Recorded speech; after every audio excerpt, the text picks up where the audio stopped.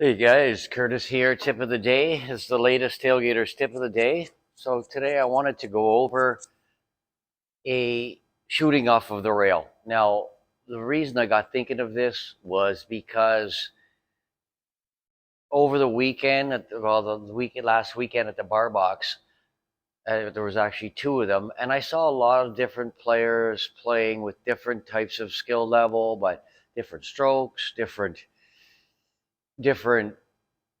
technique. But the one thing that I did notice that there was a lot of players that were not level or flat, particularly when shooting off of the rail. I'm going to show you what I mean, and I'm going to show you a couple of really quick, easy things that you can do just before league. 5 minutes. If you do this every time you play pool for 5-10 minutes, you will really get comfortable shooting off the rail. But this one little trick I'm going to show you is going to help you a lot.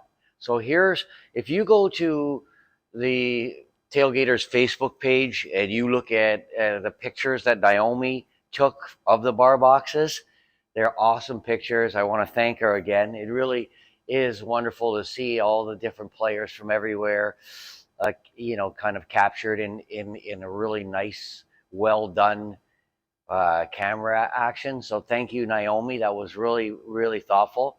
But do take a look, go back, and you're going to see sometimes people might be over a ball. But as a general rule, and this is even not just when people are on the rail, like just they're not level or flat enough. I can't stress to you enough how important this is. So I'm going to show you a couple of things. What I mean by level to start with, before I show you, it's if someone is shooting off of a rail, let's just say like this, they're usually their bridge is something like this or like this, but look, this is not level. So what you want to do is come up with a comfortable bridge. I know that Tim Bristow has kind of a thing where he goes kind of like this.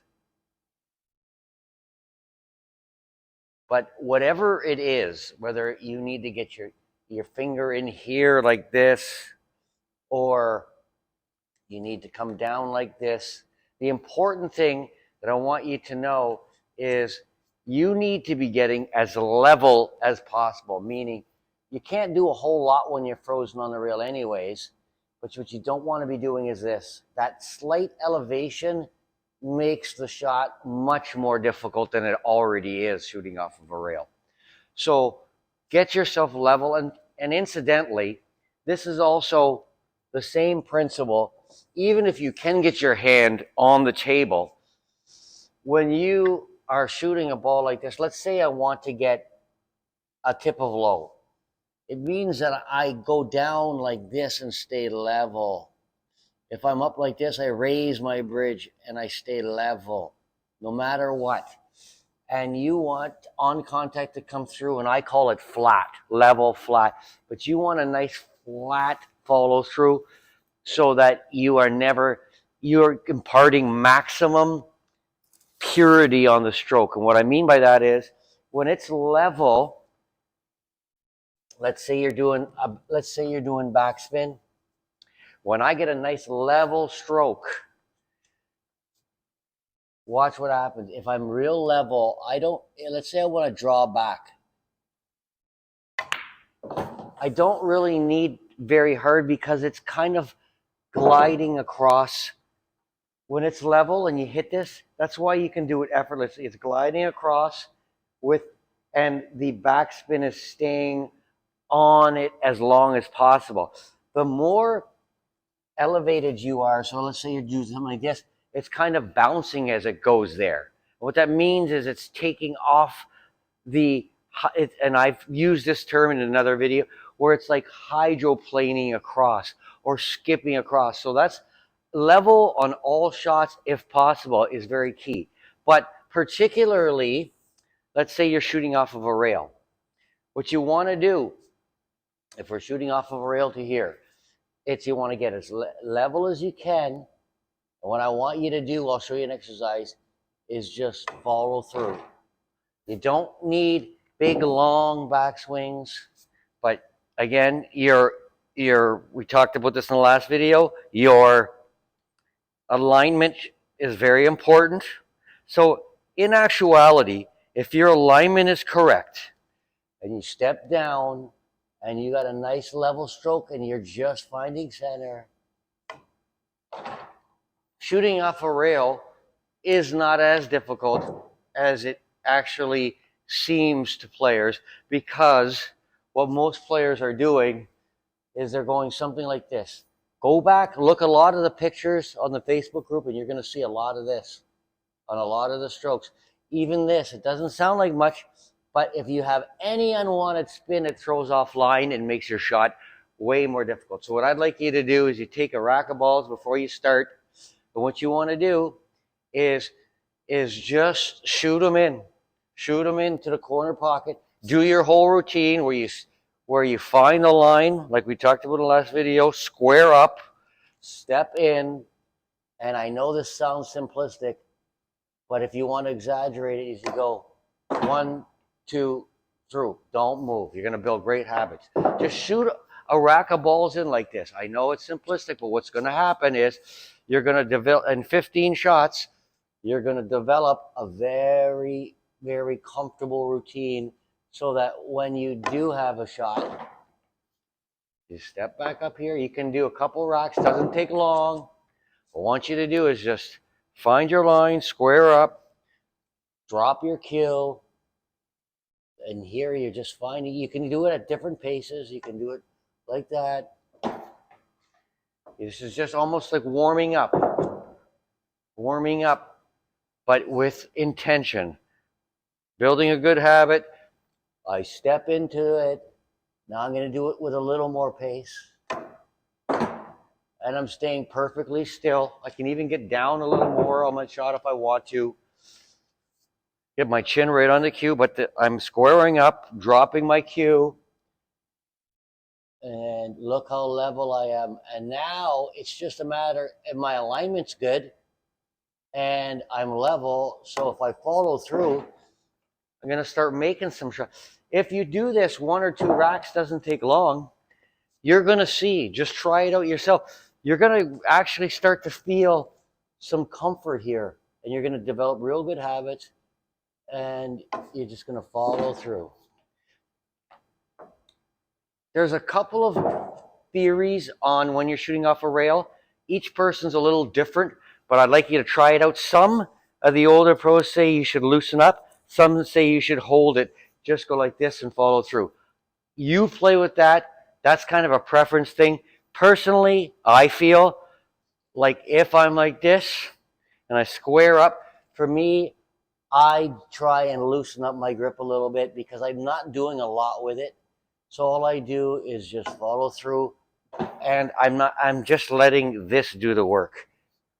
I've heard other players say they like to tighten up a bit and just have because you're not doing a lot, that short jabby stroke works better off the rail.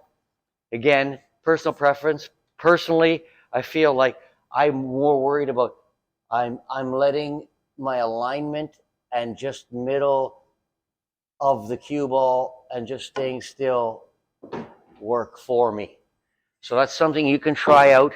But shooting off a rail, level, and following through with a level stroke will enhance your chances of making these rail shots a lot. I know this seems simple. Then after you do that, what you can do is, if you take a little more time, is maybe before you start actually shooting balls in, after you've done that and you've gotten comfy, you do level and you go from one diamond to the next, and then basically what you want to do is come back and touch your Q-tip right on this. See how perfect that is?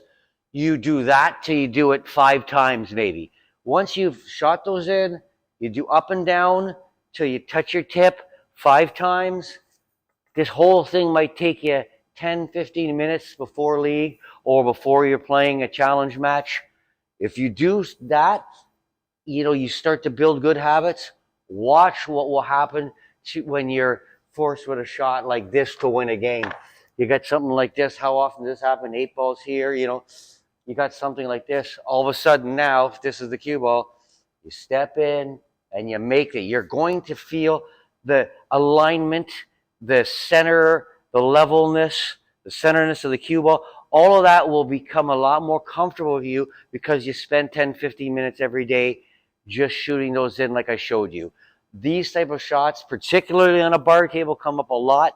But when you're frozen on a rail and you're doing what I just showed you, level, alignment, and just staying still, you're going to become a very, very good player off the rail in no time, okay? So that's the latest tip of the day, and I'll be back tomorrow with another one. Incidentally, before I go, I'm doing an order of gator shafts. The new ones that Jeff's making in Quebec are amazing. I'm playing with one. He's got a beautiful tip on it now with the Kamui Black Soft. He's making these I don't know what the ones that he originally did to now are these ones are hitting so good. You feel free to come and hit one with me, but I'm doing an order. Basically, he can make these carbon fibers this is a Unilock, but any joint he can make it to custom fit your butt. They're $300, taxes in, shipped here. I encourage you to give mine a try. You can make different sizes. You can make it 11/8, 12/2, 12/4, 12/9. If you're looking to upgrade and you've got a bottom that you really enjoy and you want a very affordable yet effective carbon fiber option, just send me a message because I'm going to be making, he's going to be making some for me. I've already got 4 or 5 people that want some. So I like to prefer to do it all in one order. So when he ships them here, they all come at once. If you're interested, just message me.